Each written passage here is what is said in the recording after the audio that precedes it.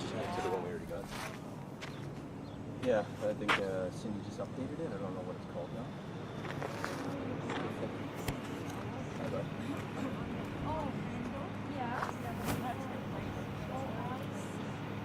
Like a real bird. No.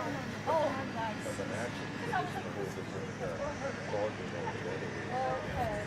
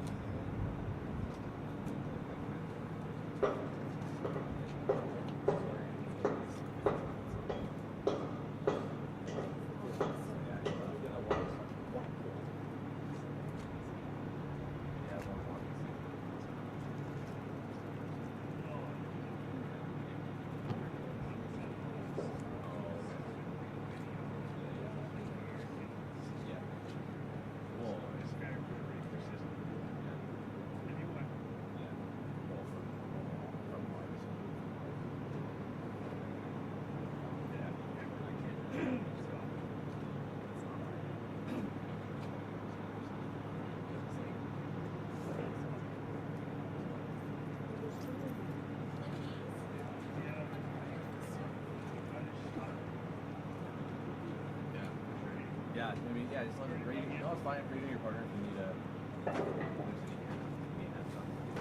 people come back to retrieve their vehicles. Imagine that might be the case. Yeah, it would be. Yeah.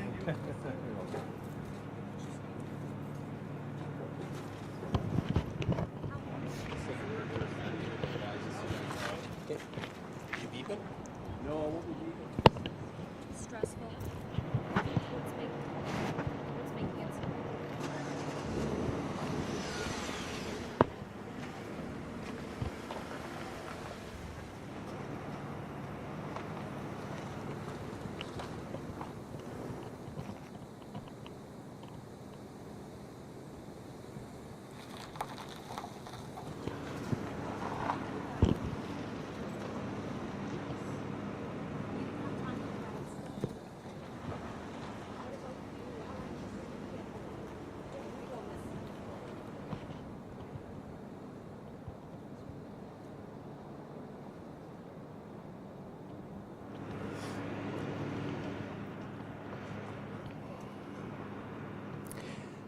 You're looking at a live shot as technical workers begin the final stages of the crane removal here at the site of the downtown crane collapse at Bertram and Bernard Street. There are several workers you can see in a basket right now trying to connect the one portion that remains, still touching the ground and obviously made contact with the building. Workers from the Central Okanagan Emergency Operations Center tell us that the next step of the cleanup operation is getting underway this afternoon. Crews are lifting the counterweight of the final pieces of the crane is being removed. That's what you're looking at right now. After it's removed, FortisBC may be allowed on site to assess its electrical transformer and possibly restore power to some of the remaining buildings still affected, including 1433 St. Paul Street and a number of businesses in that building who haven't had power since the crane collapse and have had to work from home or suspend their operations altogether.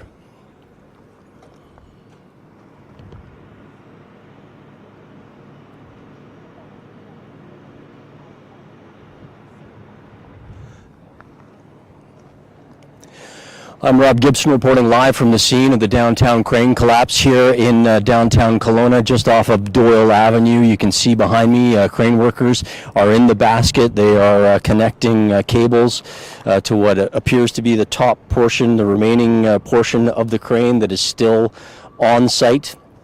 Once that portion of the crane is removed, workers from Fortis BC are expected to arrive on scene and begin the process of examining the power lines and hopefully get some of the power restored to some of the buildings in the area that are still without power after it's been almost a week since last Monday, since this crane collapsed.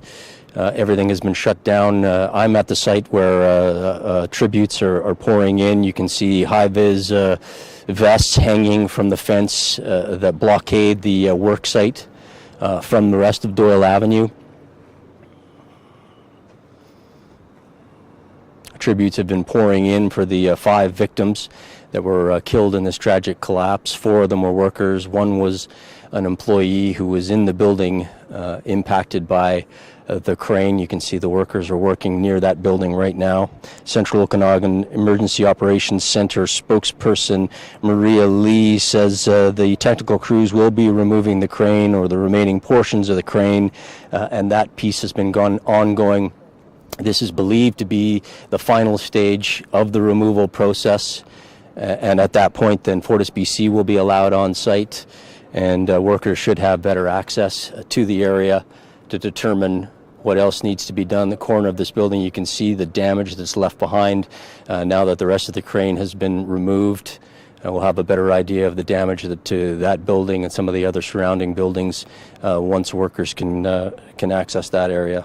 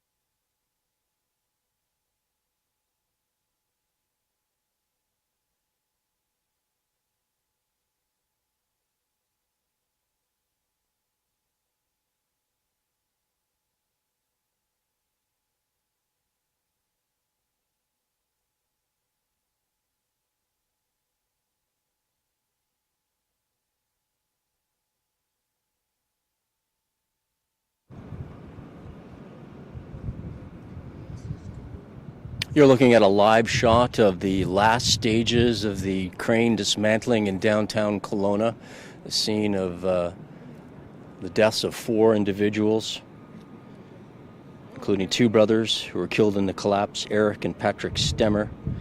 Jared Zook was working on the crane when he lost his life. And 23-year-old Kaylin Vilnius was also killed in this tragic collapse. A 5th victim, Brad Swazalak, was working in the building beside the construction zone. He lost his life in this tragic crane collapse as well. Workers are now removing the final portion of the crane from the site. If this can be completed today, Central Okanagan Emergency indicates that FortisBC will be able to get on the scene and remove that area, and then they'll be able to check on the power. Many of the businesses and residences that are still under the evac order have no power. People continue to add donations. Group has just brought flowers.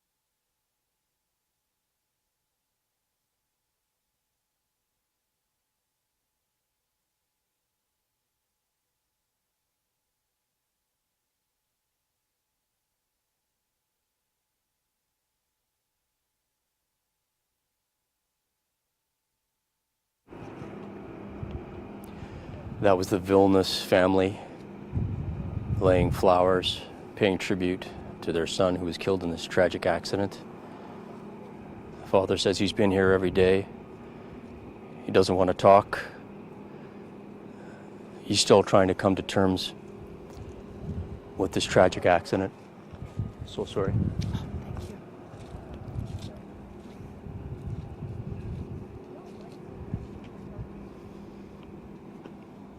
You're looking at a live shot as workers begin the final stage of the process of removing the crane. It's hoped that once this piece is removed from the scene, FortisBC will be able to access the work site and see about restoring power to some of the businesses and residences that have been without power for 7 days now. Tributes, flowers, photos, messages have been left here. High-vis vests are hanging around the area as people try to come to grips with this tragedy that has struck Kelowna. and really the entire country.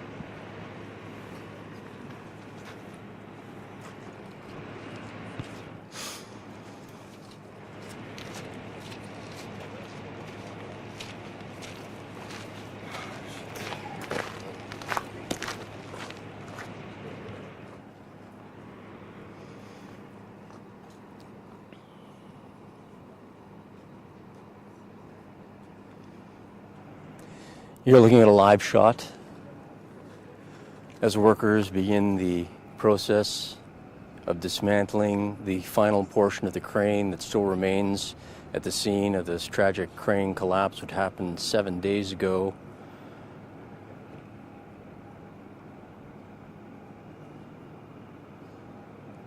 Three different pieces of equipment have now been brought in to connect to the remaining piece of the crane.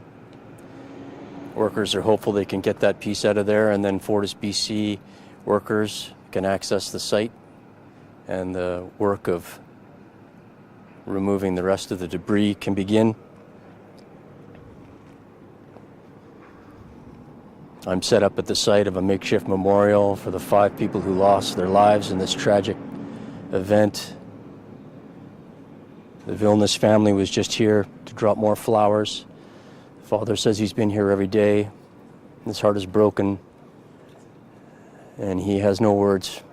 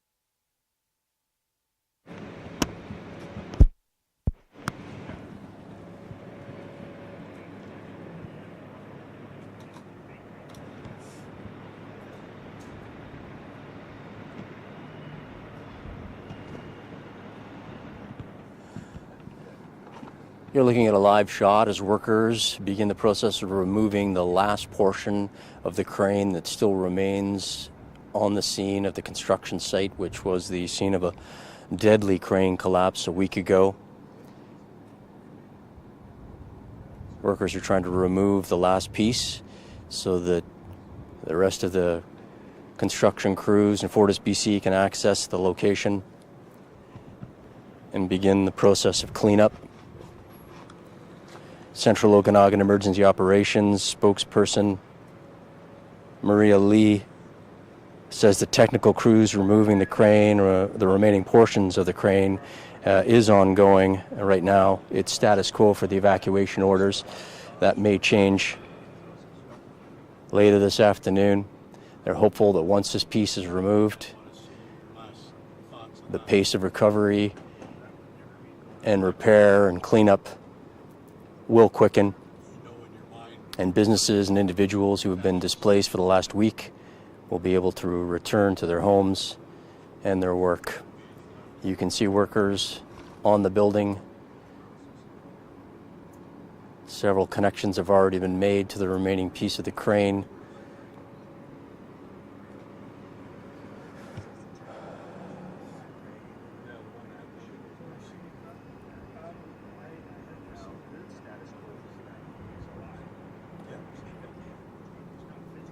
I'm located at the site of a makeshift vigil and memorial for the 5 people who lost their lives in this tragic accident. The Vilnius family was just on scene, dropping more flowers, saying prayers. I spoke briefly with the father. He said he is beyond upset. Still hasn't come to terms with losing his young son.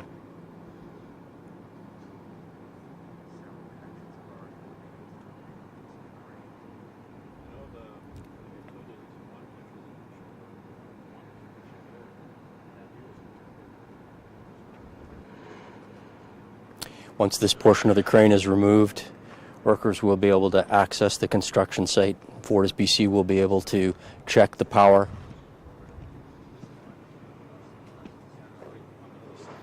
And things may begin to return to somewhat normal in downtown Kelowna, although this city will be a long time recovering from such a horrible tragedy. I'm Rob Gibson reporting live from the scene of this tragic crane collapse as workers work to remove the final portion of the crane, which you can see still remains.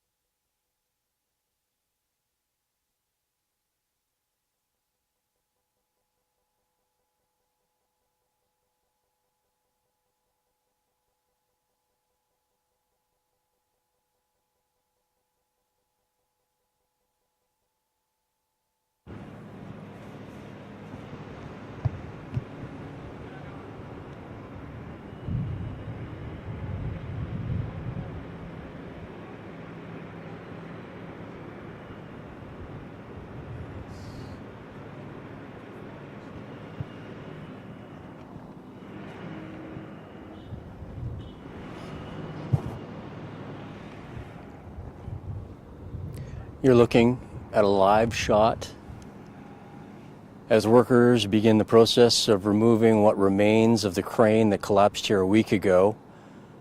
You can see that it is a big job and it is a slow job. I'm Rob Gibson reporting live from the scene as workers begin the process of removing what remains of the crane that collapsed here a week ago.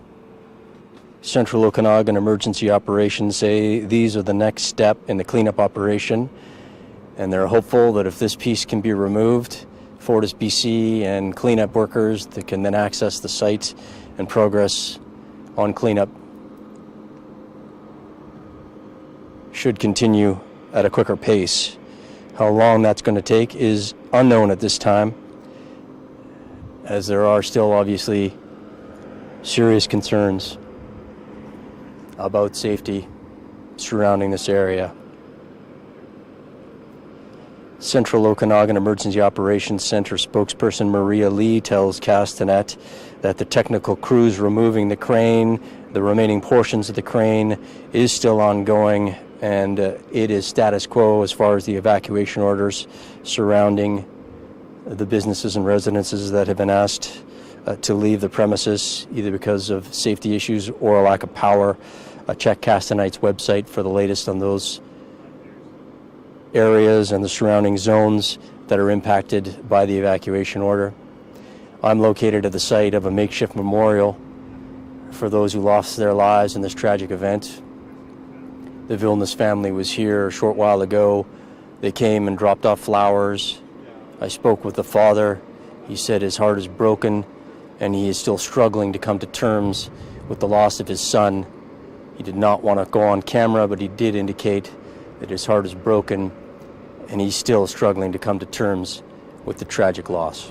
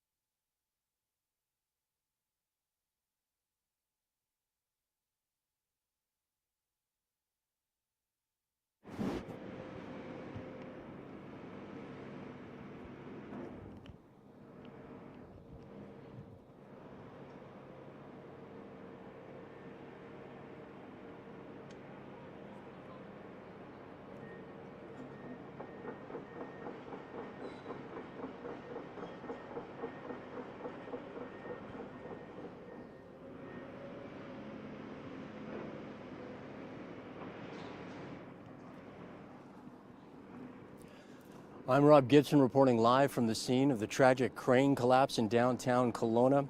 Almost 7 days exactly since this crane collapsed. Their workers are now removing the final portion of the crane. You can see they brought in other heavy equipment and they have attached lines and cables to the remaining piece of crane. There is other equipment on the ground clearing the area. Central Okanagan Emergency indicates that these workers are performing the last bit of this project. And if they can clear the area today, they're hopeful that FortisBC and the rest of the cleanup crews will be able to access the scene. Some of the residents who've been out of their homes on evacuation order will be allowed to return. Some of the businesses that have been without power will have that power restored. But nothing can proceed until this last piece has been removed. I'm Rob Gibson reporting live from the scene of the tragic crane collapse in downtown Kelowna. As you can see behind me, workers are on the final stage of removing the portion of the crane that is still on the scene here in downtown Kelowna. I'm also set up at the scene of a makeshift memorial which continues to grow. Earlier today, the family of the Vilnius family stopped by to commemorate their son who was killed in this tragedy, Kalen. I spoke with the father. He did not want to go on camera, but he said his heart is broken. He's still trying to come to terms with this tragedy. And he says he has been here every day.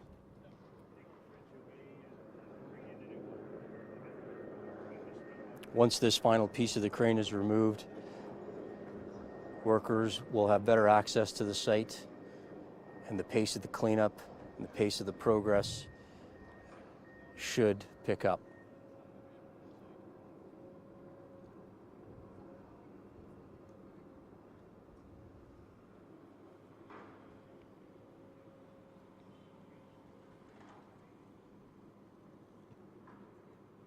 A spokesperson for the Central Okanagan Emergency Operations Center, Maria Lee, tells Castanet